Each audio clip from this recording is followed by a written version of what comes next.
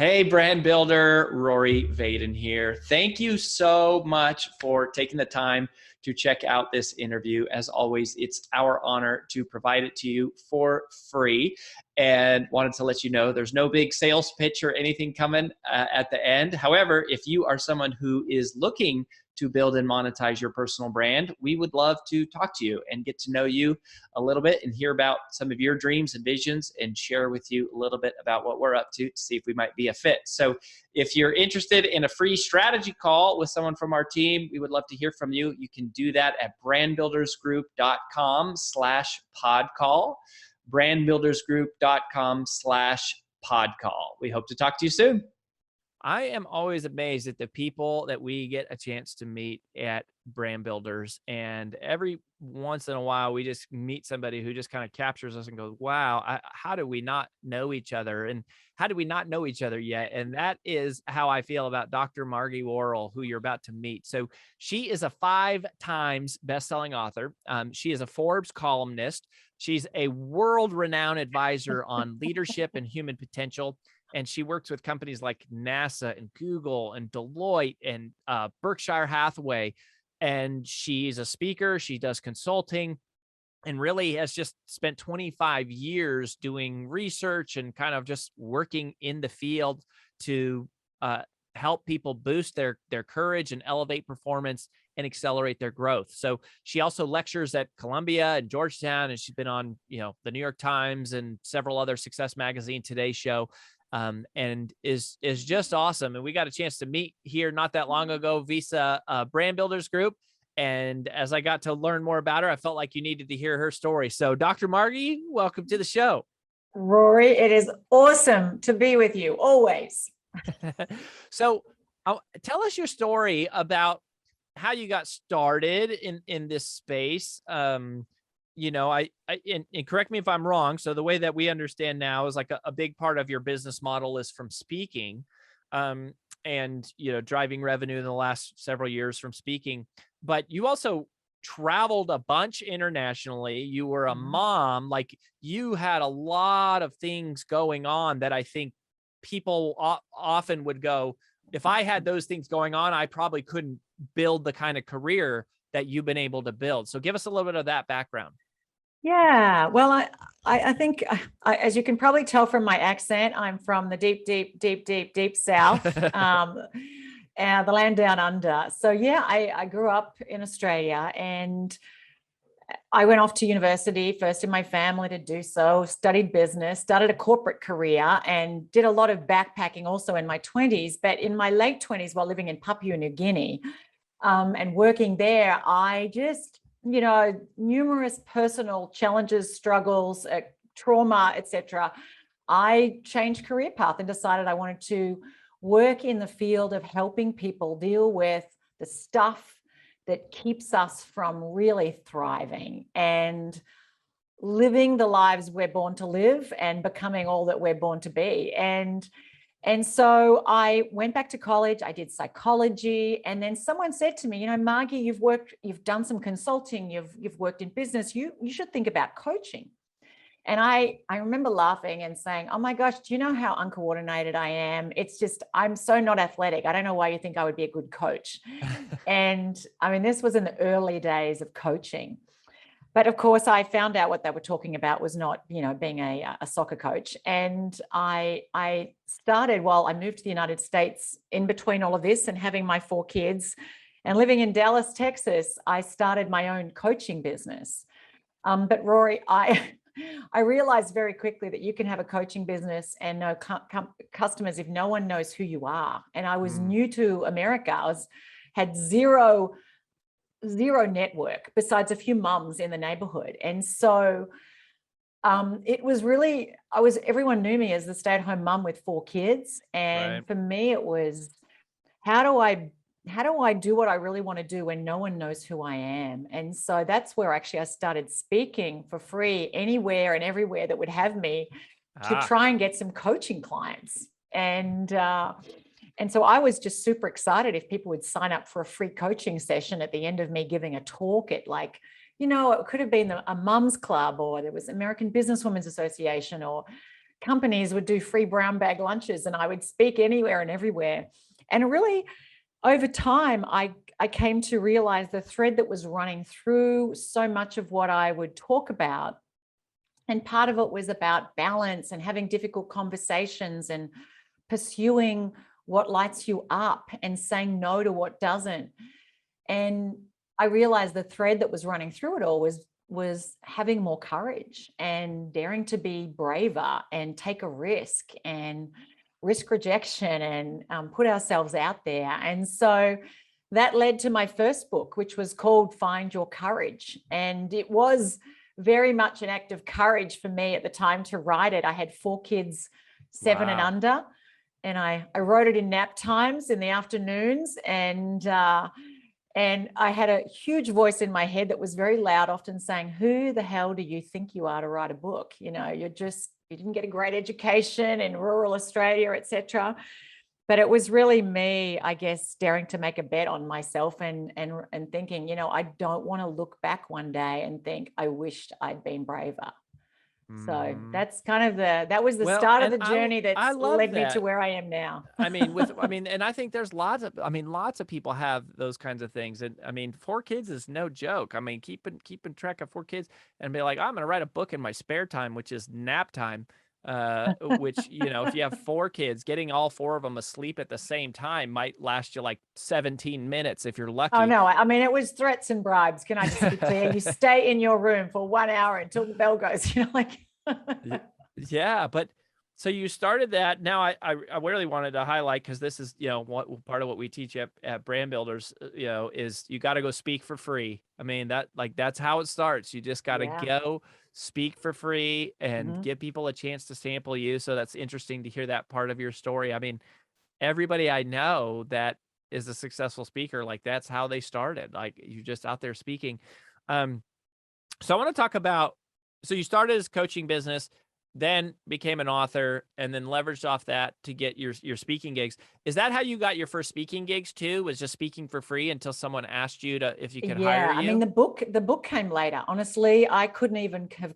I think I really lack confidence. I had a lot of self-doubt. It's probably why I've spoken so much about self-doubt, because I doubted myself so much. So the speaking was how I got coaching clients. The book definitely came afterward. But yeah, the speaking was really crucial part of that all. And I hear sometimes people say, oh, never speak for free. And, you know, if you've come from being in some big role and you've already got some stellar reputation and you're already an established brand and entity, okay, maybe that will work for you and great. But I would never have got anywhere had I been waiting on someone to pay me from the beginning, because no one was going to pay me, because no one knew the value that I had. I had to demonstrate that value, and that came from speaking for free. One was demonstrating the insight I had as a coach. People could go, oh, you know what? She's got some wisdom and some expertise and some ideas that will be valuable to me. And I like her, you know, it's like kind of establishing that, like, this is someone that I would trust. And then over time, obviously, the more I spoke, I started to actually develop a skill in speaking and kind of tapped into a latent talent that I honestly, a gift I didn't know I had, to be truthful. Yeah. How did you get the first, like when you first got paid to speak, was that basically referrals from people who had seen you speak?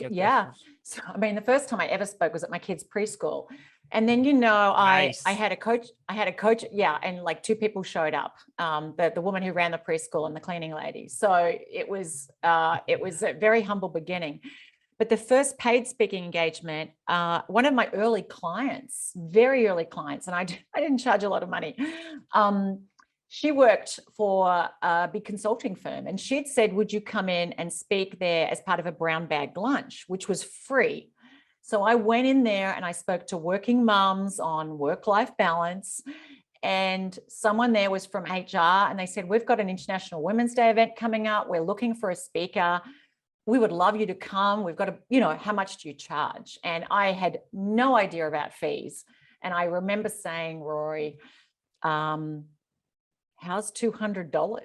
Nice. And she was so quick to say, yeah, that sounds great. And I remember thinking, I think I went too low.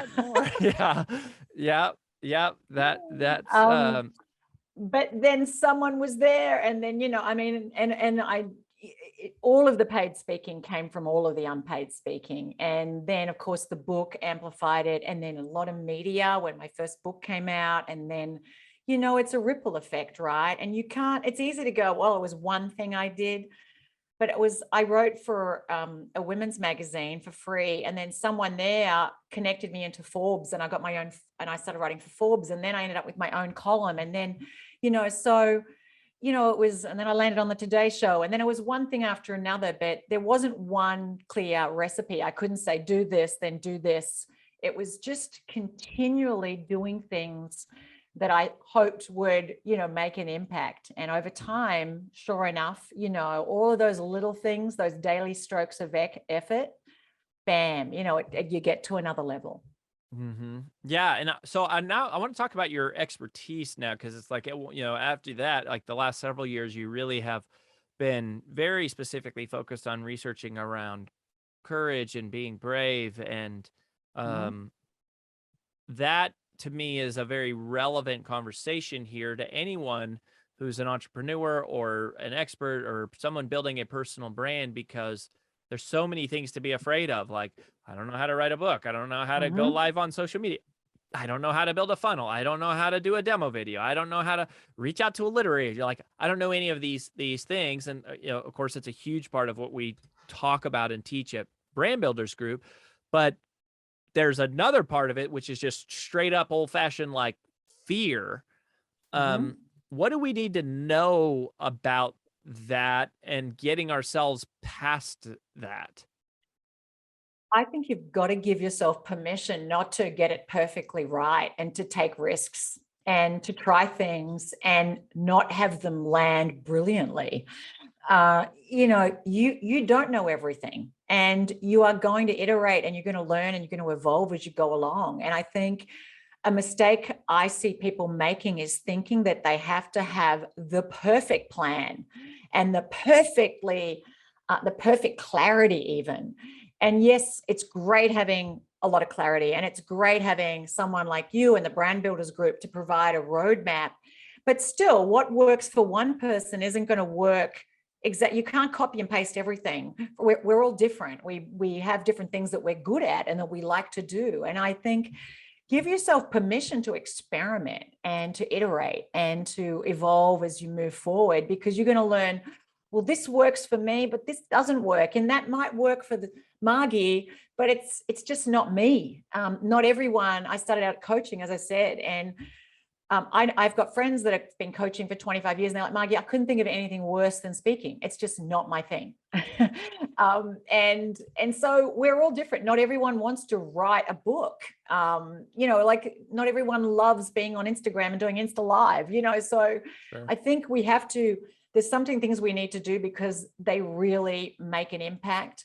But also just also trust yourself and what feels right for you, and where do you kind of tend to have the most resonance too, because that's going to make an impact in how often you do it, how well you do it, how much you're learning, and how successful that is for you. And just kind of I hear you saying kind of like the mindset of approaching it as like, yeah, who cares what happens? Just an experiment, like just kind of like, let's just see what happens and kind of go from there, versus all of the pressure of like, it has to be perfect and dialed in, and if it doesn't, because then it's like, if it doesn't work, it's never gonna work. Like I'm not gonna work because we've had so much pressure. Yeah, it's like, I tried that, and it didn't land brilliantly, but what did you learn from it? Always looking for what is the learning. How do I take that learning? And I remember early on, Rory, I was living in Dallas, Texas, and I met someone, and she said, "Oh, Margie, you should be the expatriate wife coach." Because I was a foreigner living in the US, and I could coach other women who are wives. And I remember thinking, she's like, you need to find your niche. And I was like, it just didn't feel right. So sometimes people are going to tell you what you need to do. And, I say, get lots of advice and get it from people who know their stuff. Like, honestly, you're a great example of that. But not all advice is going to be the right advice for you. And I think that's important. But wait, you mean not all advice from me is going to be the right advice for you?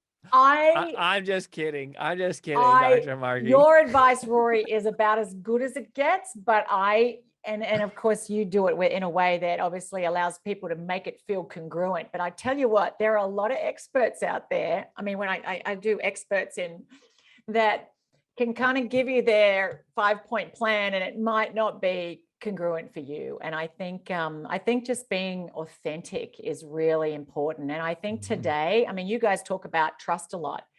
We want to deal with people that we can trust and who are real and authentic, and not some overly curated version veneer that you go, well, who is it? Who is that really, that person? And I think being congruent is super important, and just being real, and people who can be overly polished sometimes, I think it actually can almost work against them. Yeah, I would say that. Yeah, that's totally true. So I want to talk about the word timidity for a second. I think that's a word that we've talked a lot about. You and I have had some conversations around. What is timidity exactly? How is it different from fear? What do we need to know about the way that it functions and operates, and like why is this such a big deal? Well, all of us can be timid at times, of course. All of us can be everything at times. We can all be bold and brave, and we can all be timid and overly cautious. And I believe that timidity is very prevalent in the world in which we live, because we live in a climate of fear, in a culture that actually sort of feeds on fear, and fuels a lot of it, and fuels a lot of self-doubt, and fuels a lot of timidity. And timidity drives people to hold back from taking actions that would actually serve them, that would help them to learn and to grow and to open new doors of opportunity and build new connections.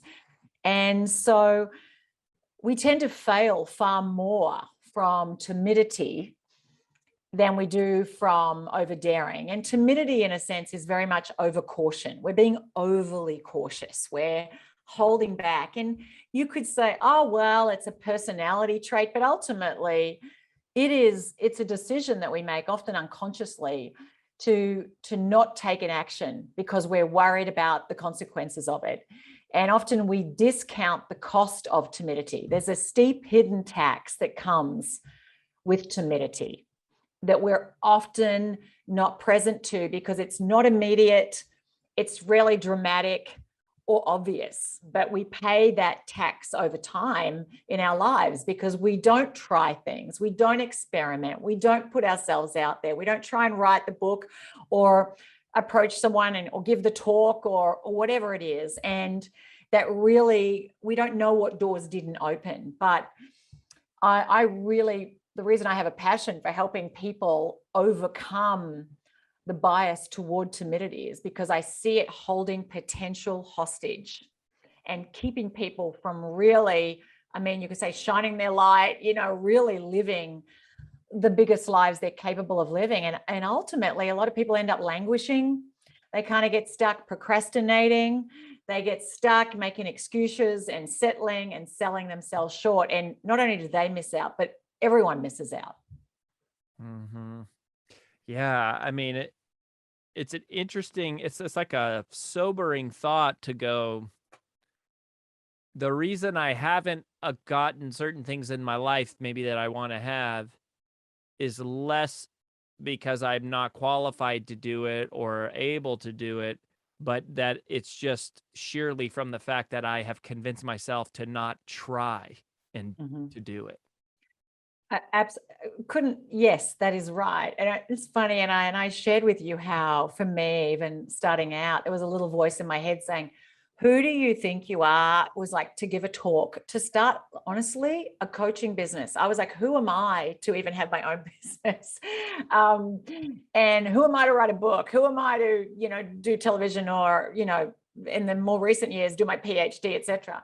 And I've just learned to identify that voice as a voice. It's not who I am, it's just fear. And timidity is just one expression of fear, and not to give it power, because too often we give that voice of timidity power to call the shots. It's in the driver's seat. And it doesn't have to be that way. I mean, that's where courage comes into it. Courage is the decision to take action in the presence of perceived or real risks. You might fail. You mightn't write the most brilliant book that's ever been written. You might give a speech and it mightn't be brilliant. You might try something and it mightn't be the best investment. But how will you ever know if you don't try? And how will you ever get better at it if you don't give yourself permission to not be brilliant starting out? And I think, to your point, Rory, it's not the barriers, the external obstacles around us that hold us back. It is the belief systems that we're buying into, and the ones that fuel that timidity. And so, at the end of the day, there comes a moment of choice and go, who is it I choose to be? And where am I letting my fear of not having what it takes keep me from taking action? And that's having the courage to take action despite our innate, timidity. Mm-hmm. And it's interesting to hear you even talk about it as like timidity is this voice that's not who I am, like separating it. I think that's probably half the battle here, is separating it and realizing that that's not you. It's like a different, you have the ability to exercise influence or control over that thing. It is separate and independent of you and what you want. Yeah. I often think giving it a name, and, you're in a Chicken Little, right? And in my book, You've Got This, chapter 2 is doubt your doubts, and doubt your doubts is really doubting that voice that shows up and fuels that timidity. And we treat those little negative noises and those doubting voices, that inner Chicken Little, as though it's the truth, and it's not the truth, but we treat it as though it's the truth. And I think learning to challenge what you're telling yourself. And there's a real physical element to it too, like really stepping in and holding ourselves powerfully. Like where do you need to connect to your own inner brave heart, hold yourself that way, and embrace the discomfort that is a prerequisite for overcoming timidity and for being brave and for taking those actions. And the more we embrace discomfort as part and parcel of what it takes to do what it is we really need to do and want to do, like in our heart of hearts, then actually the better, more comfortable we become with doing uncomfortable things. And I think it was Tony Robbins that said years ago, our success is proportionate to how willing we are to be uncomfortable. And I kind of absolutely couldn't agree more with that. It is uncomfortable work, but I think being successful, however you define success, that's never going to happen if you stay comfortable. And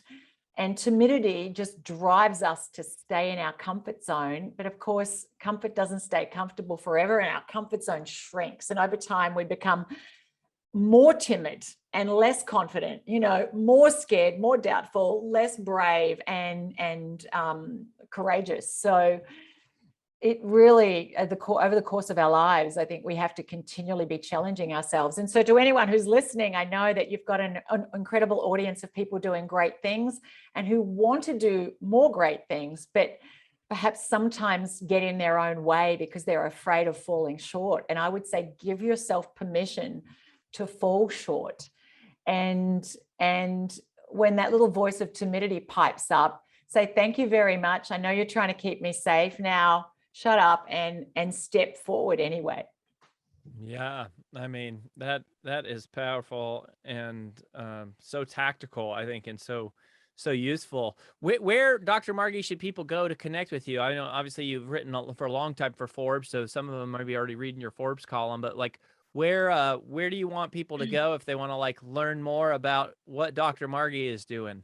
Yeah, look, I'm pretty much all social media, Insta, Twitter, Facebook, and LinkedIn. Please connect with me. I'd love you to connect with me there. But you can also go to my website, MargieWarrell.com. And if you type in /live bravely, you can sign up for my free course on how you can be braver. It's a 4-part video course that I created that shares some stories and some really practical ways that you can step it up in your own life to overcome whatever fear is getting in your way. I love it. Well, we'll put links to that over in the show notes. And Dr. Margie, thank you for this. I mean, this, I think, just strikes right at the core of that, like that courage and winning that battle with that little voice. I mean, if you can beat that little voice every day, then you like pretty much can do just about anything. Amen. Very true. Well, thank you so much for having me, Rory. Great to talk to you. All right. We wish you the best. We'll follow your journey. Everyone go check out Dr. Margie and keep coming back. We'll catch you next time. Bye-bye.